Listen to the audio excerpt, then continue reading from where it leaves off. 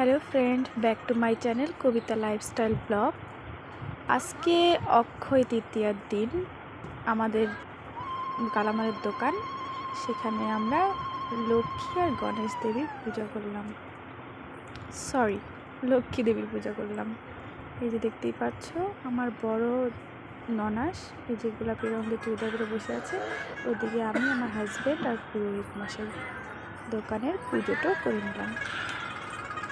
পয়লা বৈশাখ দিন করা হয়নি, এর জন্য অক্ষয় তৃতীয়াতেই সেরকম কিছু না, ছোটো মোটো করে পূজা করা হয়েছে।